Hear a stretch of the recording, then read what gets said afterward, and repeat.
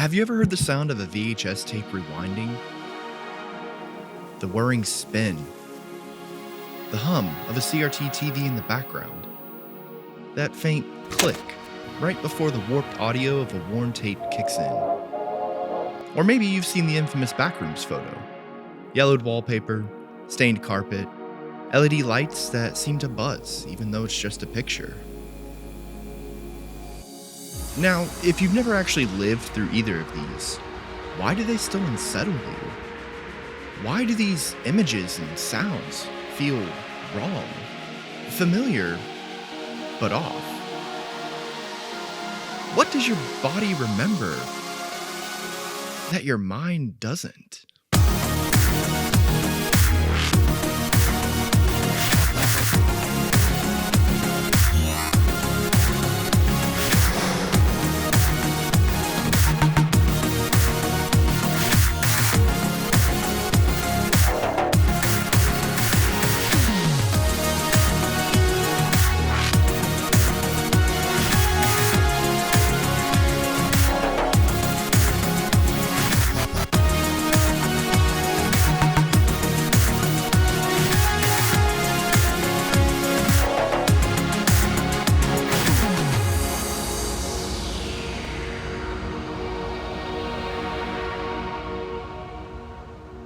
Fear and nostalgia seem like opposites at first glance. One is a primal terror, the other a wistful longing. Yet, I propose that fear is often born of nostalgia, and nostalgia is the craving to revisit a time when fear was pure, unfiltered, and meaningful.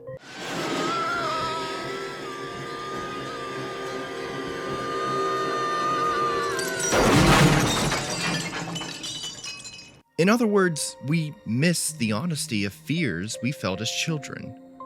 Think about it. The monsters under the bed, the darkness at the end of the hallway, the noises in an empty house at night. These early terrors were visceral and intense.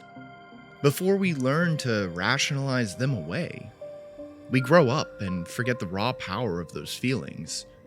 But somewhere deep down, a part of us longs to feel that intensity again.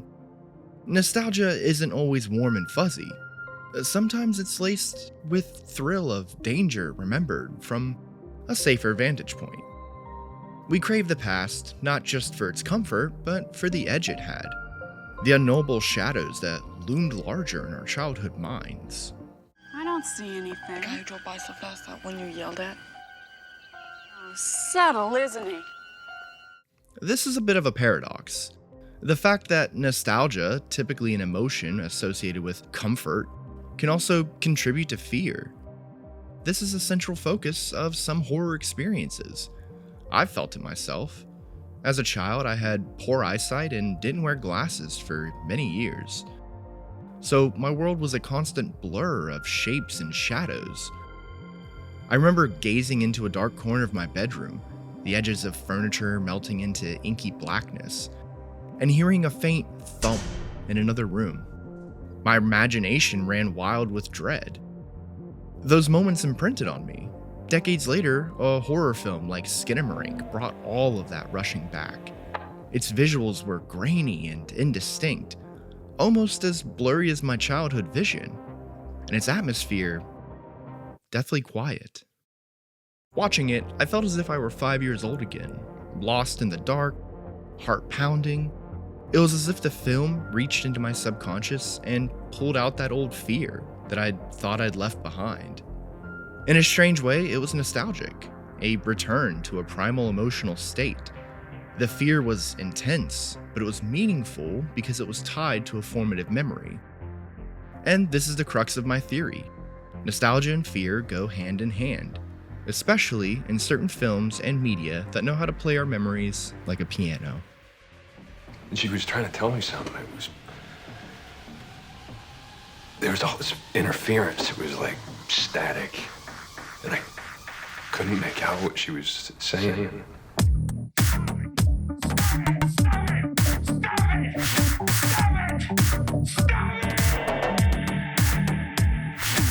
To really understand how this works, we need to briefly explore two key concepts: Hauntology and implicit memory. Let's start with hauntology since it has the most interesting name, but don't be fooled, both are going to be relevant to my theory. Hauntology is a term popularized by British writer and cultural theorist Mark Fisher, and it refers to the lingering presence of something that no longer exists, or perhaps never existed at all. Would you please give us a I thought we were actually gonna have something here. In media, it often shows up as a kind of emotional ghost, a feeling that something is familiar, even if you can't quite place why. It's nostalgia with an edge of eeriness, a sense that you're remembering a version of the past that feels more like a dream than a fact. Mark Fisher observed that early 21st century pop culture found itself sunk in a quicksand of nostalgia, endlessly recycling vintage styles and retro media instead of forging new futures. In Fisher's view, time has gotten dislocated. The present is a ghost of the past, full of dislocated time and glitching memory. That phrase, glitching memory, is telling. It suggests that our collective memory is malfunctioning, looping old images and sounds on repeat. We live, in a sense, among the ghosts of lost futures and past aesthetics. This hauntological lens perfectly frames why certain horror concepts resonate today. The scary things we're drawn to often aren't new nightmares, but old ones revive. It's as if the culture itself misses the simplicity of yesterday's fears. If Fisher asks, what if the future we expected never arrived, and we're left with a present full of specters of the past? In horror, these specters take literal form. Analog horror, a recent trend of internet horror videos styled like old VHS tapes or public broadcast emergencies, is a prime example of this. These videos crackle with static, distorted 1980s visuals, monotone computer voices, all of the artifacts of a bygone technological era. They're literally haunted by an obsolete media. This is hauntology in action, old technology resurrected to unsettle us. There's a reason these analog horrors feel so ghostly. They tap into that cultural memory Fisher described. The feeling that these images are out of time, spirits of a lost era intruding on our present. Crucially, this works even for people who didn't live through the original analog era. A teenager in 2025 might never have handled a VHS cassette, yet they find a faux 1980s found footage horror video deeply chilling. Why is that? Well, partly because our whole society carries the memory of that aesthetic. As Mark Fisher might say, we're all haunted by these retro ghosts through media and pop culture. What's fascinating is how easily nostalgia flips into terror. Once something is the object of nostalgia, it's easy to flip the switch into something uncanny. In other words, if you lovingly remember something, you can also make it frightening by presenting it in a distorted, ghostly version of itself. Horror creators know this well. They take the comforting things from bygone days, like an old TV broadcast, a familiar children's cartoon style, a favorite toy, and they twist them, just slightly. The result is unheimlich, uncanny, the familiar made strange, like in the film Coraline with the Other Mother. This is the essence of Fisher's hauntology applied to fear, the past come alive in wrong ways, giving us creeps of recognition. But Fisher's cultural ghosts aren't the whole story. There's another, more personal ghost we carry, the ones buried in our subconscious, our implicit memories.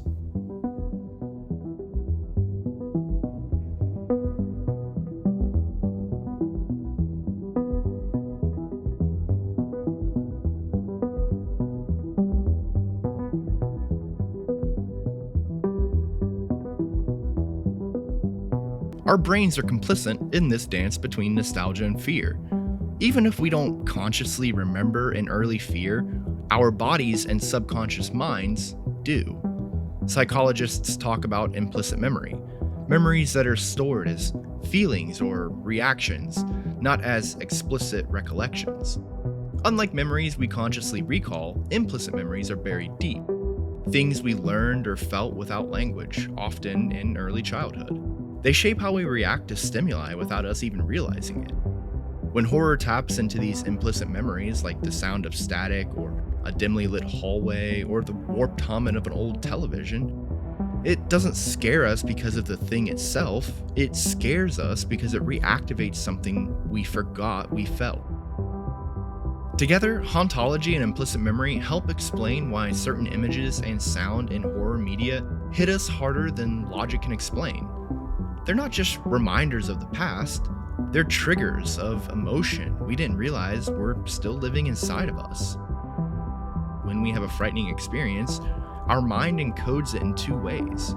The factual details get stored as an explicit memory, but the emotional response gets stored separately as an emotional or implicit memory.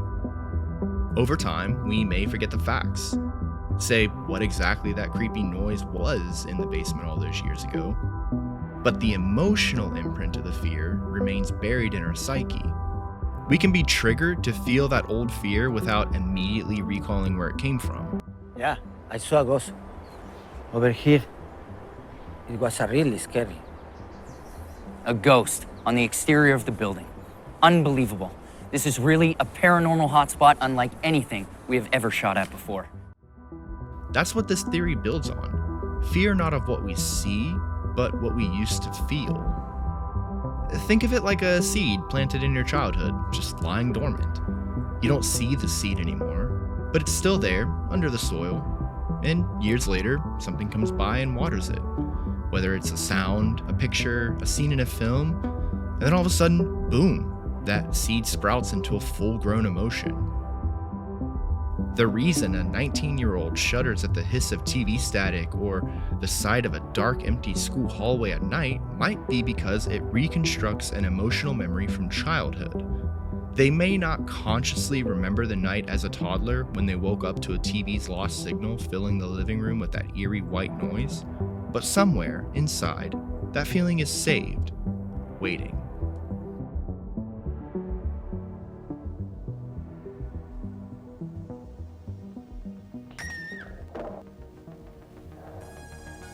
Troy.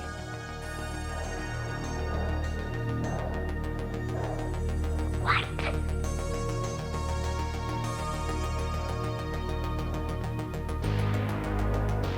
I got scared and couldn't go.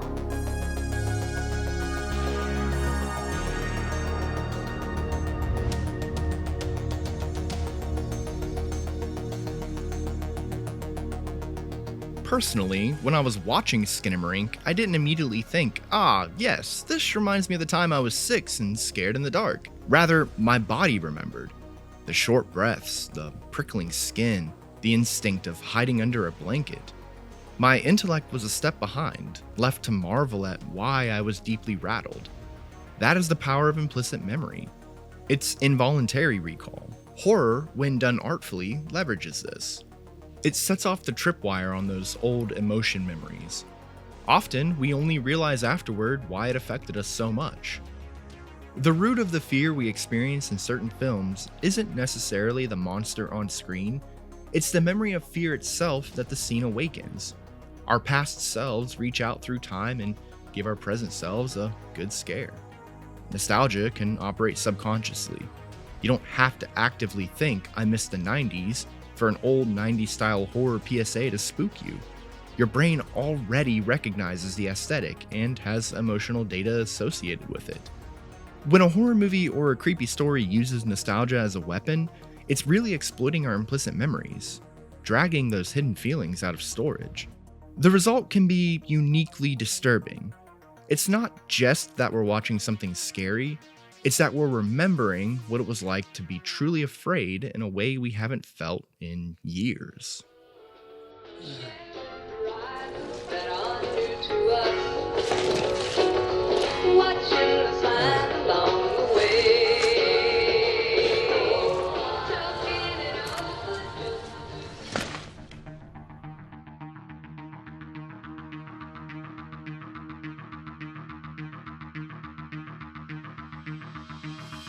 One genre of imagery that exemplifies this blend of nostalgia and fear is the fascination with liminal spaces, those empty, in-between places that feel eerily familiar. If you've ever seen a photo of a deserted hallway with yellowed wallpaper and felt a weird deja vu dread, you know the vibe.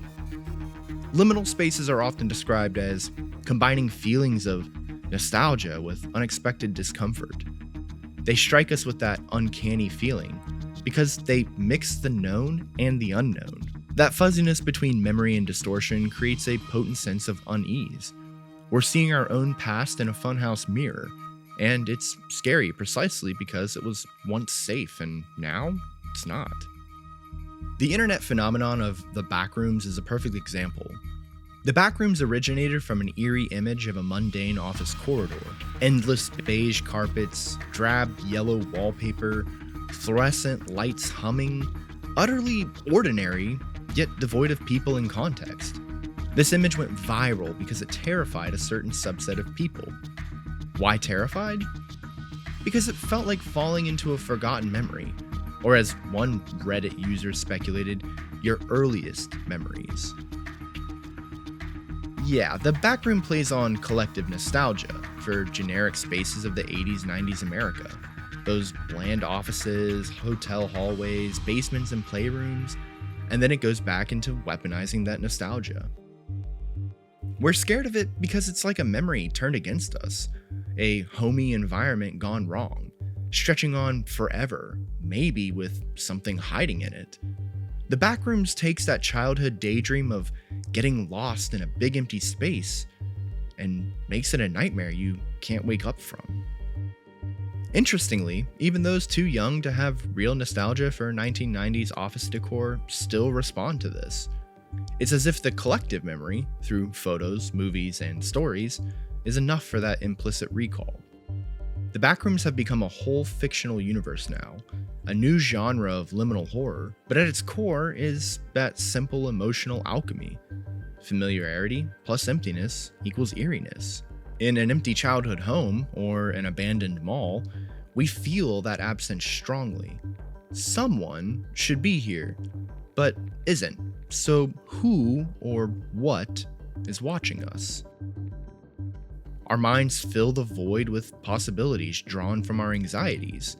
The genius of analog horror and liminal space is that it uses our own imagination, fueled by memory, whether explicit or implicit, and it does all the scaring that way. By keeping things quiet, slow, and suggestive, essentially silent horror, as video essayist Connor McGrath calls for, these works let our implicit memories and fear rush in to fill the silence. Analog horror in particular shows how even secondhand nostalgia can provoke real fear. The flicker of an old CRT television, the warble of a degraded VHS tape, these carry an aura of the past. A young viewer today has likely seen clips of VHS home videos or heard a dial-up modem screech in a meme. They have fragments of those experiences embedded in the cultural memory. So when a horror video uses those artifacts, it activates something. We get the sense of a ghostly presence, not a ghost in a white sheet, but the ghost of an era. It doesn't matter if you personally lived it, the imagery itself carries the imprint of collective fear. All the urban legends about cursed tapes and late-night sign-offs and emergency alerts that unnerved us in our youth. The analog aesthetic has become shorthand for there's something sinister between the signals. Those hazy early impressions are ideal nightmare fuel. A 17-year-old today might find analog horror terrifying, partly because, unbeknownst to them, it's scratching at memories from when they were 3 or 4 years old. The garbled audio of a worn-out cassette, or the way the cable TV would sometimes go to blue screen. The seeds were planted early, as with all of us. And the pace of technological change has been so rapid that even a decade-old device now feels ancient. We're experiencing nostalgia cycles at high speed. This accelerated nostalgia means artists have a rich playground of recent yet forgotten artifacts to turn creepy.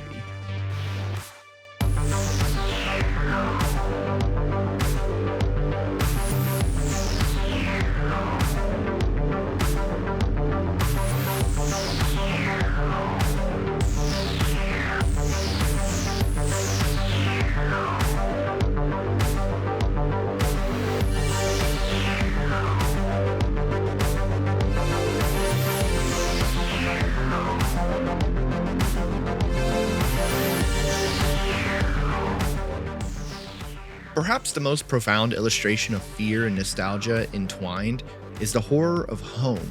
Our childhood home, or hometown, is wrapped in nostalgia. It's supposed to be a place of safety, comfort, home sweet home. But because it was our whole world as children, it was also the stage for all of our earliest fears. The creak in the hallway at midnight, the basement you never wanted to go down alone, the closet that seemed to crack open on its own. Those happened at home. In adulthood, we look back on home with a golden glow, but the shadows were always there in the corners. Filmmakers and writers have begun exploring this duality, how the American suburb or the childhood bedroom can be as terrifying as they are nostalgic.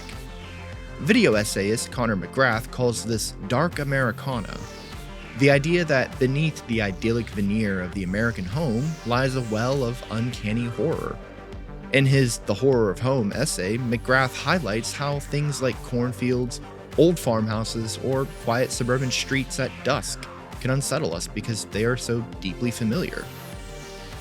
We feel like we've been there 1,000 times, in real life or in stories, which breeds a kind of uneasy intimacy. It's our home, but that means it knows us, and knows how to scare us. Going back, the film Skinamarink embodies this concept brilliantly. It takes a normal family house with toys on the floor, cartoons on the TV, nightlights plugged in, and drains it of all comfort. Reviewers noted that Skinamarink is essentially every child's worst nightmare, being left alone in a dark house. A scenario where the familiar becomes unfamiliar. Doors and windows vanish. The house seems to trap the children in loops of hallways and staircases. It's literally the home turning against its inhabitants. As one analyst puts it, the film is a harsh inversion of nostalgia, taking our vision of childhood as a safe, cozy time and flipping it on its head. It reminds us that childhood wasn't truly safe, it was full of unknowns. The home only felt secure because we desperately needed it to be. For a child, every dark room is a universe of potential terrors. Skinamarink artistically recreates that feeling. It uses prolonged stillness and silence instead of these bombastic jump scares, letting the viewer marinate in their own dread. The film even employs liminal visuals, long shots of empty rooms, angles where you're low to the ground like a kid again, and that triggers the childhood perspective. Watching it, many reviewers noted that it didn't feel like a movie at all, but like a half-remembered nightmare from youth. Some found it boring or baffling, sure, but those who got it were transported. It's no surprise that one reviewer said Skinamarink will only scare you if you've ever been a child. That kind of tongue-in-cheek line speaks volumes. Basically, if you can tap into your childhood mindset, the film is terrifying. If you can't, it might just seem like random dark shots. The movie forces you to return to that state of mind you left behind, to confront the fact that the innocent house of your nostalgia was also the source of your earliest fears. I can't overstate the artistry it takes to achieve this. It's far easier to scare someone with a loud noise and a scary face on screen, but to scare someone by invoking their sense of nostalgia, by quietly reminding them of how it felt to be small and afraid of the dark, that is a masterful understanding of human emotion. It's like the creators are playing a long game, planting clues and cues that we won't even consciously catch. The house, the home movies, the old cartoons, the fuzzy audio, these elements whisper to that child, remember this? And once the child in you is awake, so are all of its fears. Now, of course, this isn't a clinical diagnosis. It's a working theory. But it's a theory that explains why a whole generation is haunted by things they can't quite name. In exploring this, I've come to a chilling realization. Fear and nostalgia are two sides of the same coin. Nostalgia draws us in with the promise of the past, of rose-tinted memory. But once we venture into the past, we also re-enter the territory of our old fears. When nostalgia is used as a weapon in horror, it cuts deep, precisely because it's personal. It's not just any fear, it's our fear, reborn. So, if you've ever wondered why the shadows at the end of the hallway still feel wrong, or why a grainy VHS filter makes your skin crawl, it's because you've been there. Maybe not literally, but emotionally. The fear isn't new. It's the return of something old, something planted. Take a moment to appreciate what's happening. You are experiencing a collision of past and present. And perhaps by facing these hauntings of nostalgia, we come to understand our fears and ourselves a little bit better. In fear, we find the truth of our past. In nostalgia, we find the lasting power of those truths. They have always walked together, hand in hand, in the dark. Now, we finally see them and remember why we're afraid of the dark in the first place.